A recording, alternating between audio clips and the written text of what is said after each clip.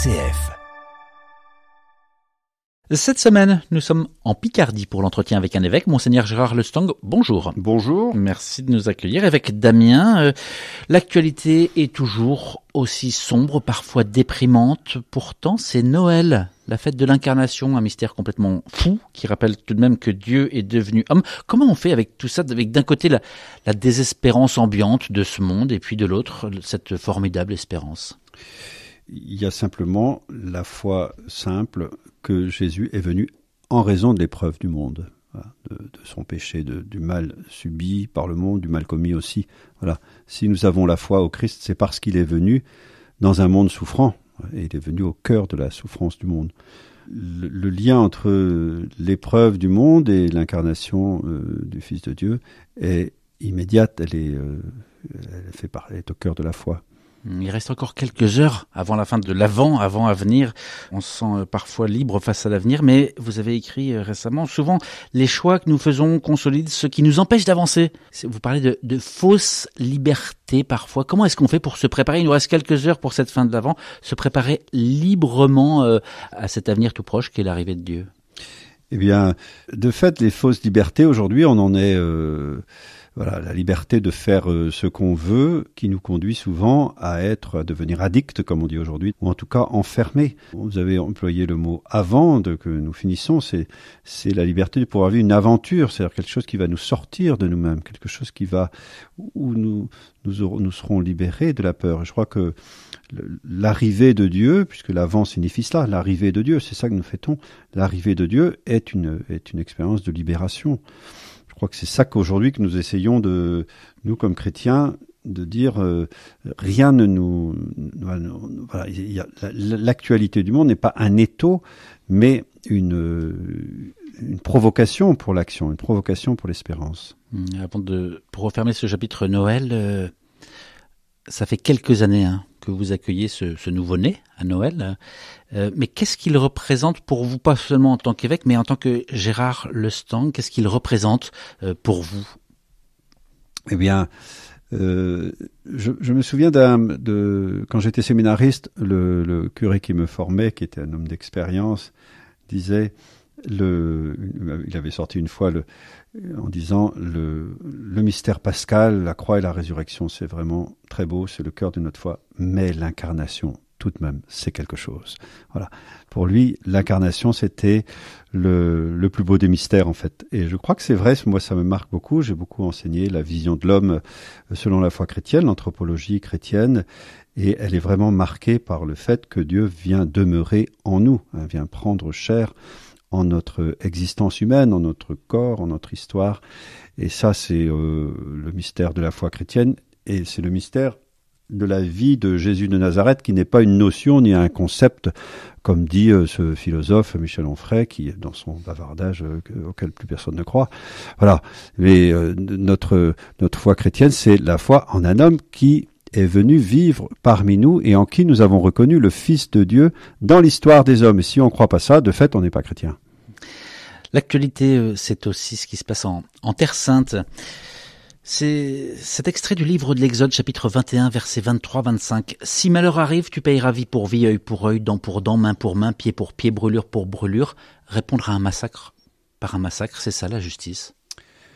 Et j'ai reçu ces jours-ci une petite carte d'un ami qui a travaillé à Gaza pendant plusieurs années et qui montre l'enfant de Noël allongé sur des pierres, sur des cailloux d'une église détruite.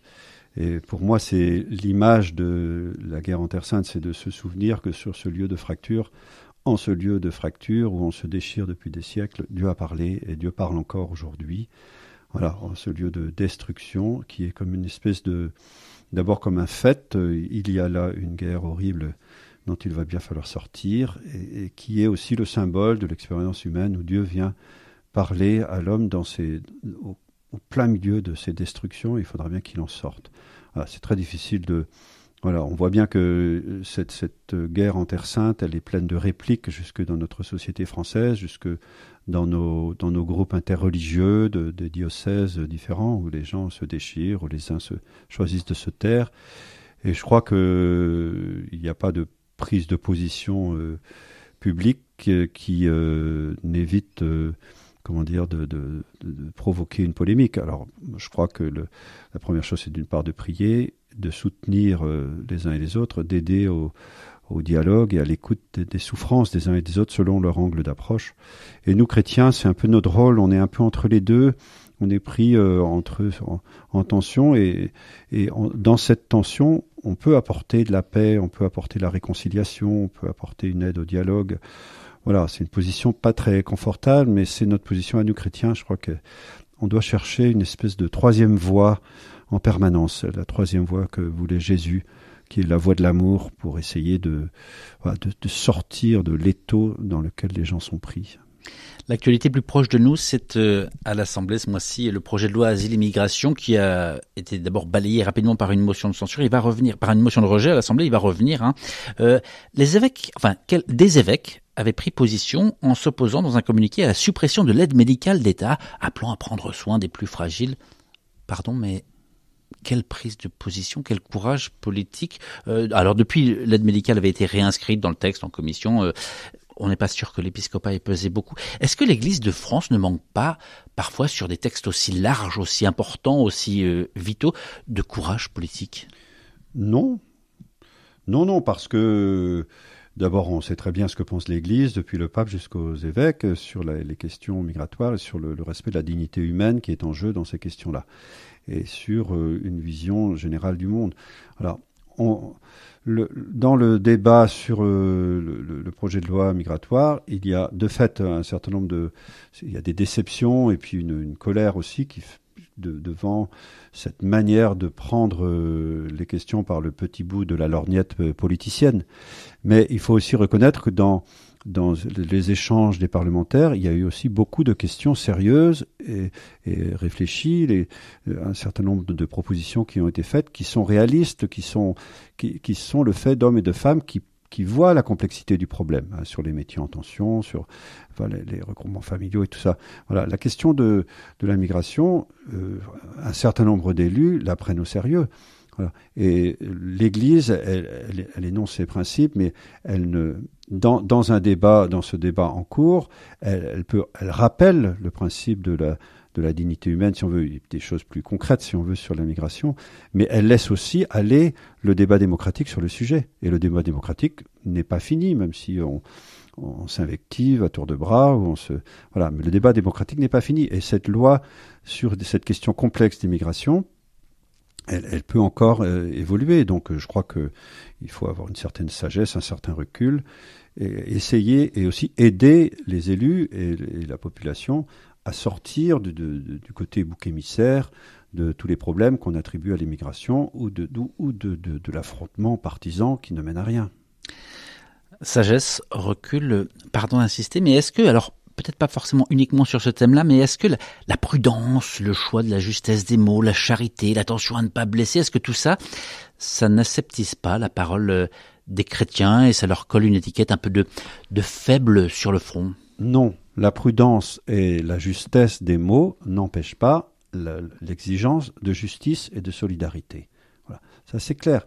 Dans la recherche de la position la mieux ajustée, la plus prudente, celle qui prend en compte toutes les facettes d'un problème, voilà, n'empêche pas l'exigence forte de justice et l'exigence d'un vivre ensemble qui prenne en compte toutes les facettes d'un problème. Sur votre agenda personnel, du 26 au 31, il est noté absent. Un évêque peut encore aujourd'hui prendre du temps pour lui. Il doit prendre du temps pour lui. Voilà, ce phénomène de l'accélération dont a parlé le philosophe Armud Rosa, et qui vient encore de sortir des petites choses là-dessus. Voilà, cette accélération permanente dans laquelle nous sommes pris de façon presque systémique et dans laquelle nous nous laissons prendre correspond à une approche non chrétienne de la vie. Voilà. La vie chrétienne est une vie qui est réceptivité à l'amour de Dieu. Elle est activité, elle est don de soi, elle est don de soi énergique, mais elle est aussi réceptivité, accueil, écoute du don de Dieu.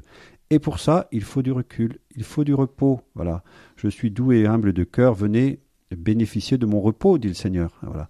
Entrez dans le repos de Dieu. Il faut cela pour que voilà, entendre résonner des airs différents de ceux du monde, si on veut, au sens voilà, de la mondanité. Donc il est très important que l'évêque prenne du recul et voit d'autres personnes, rencontre sa famille d'abord, et puis d'autres personnes qu'il ne voit pas habituellement.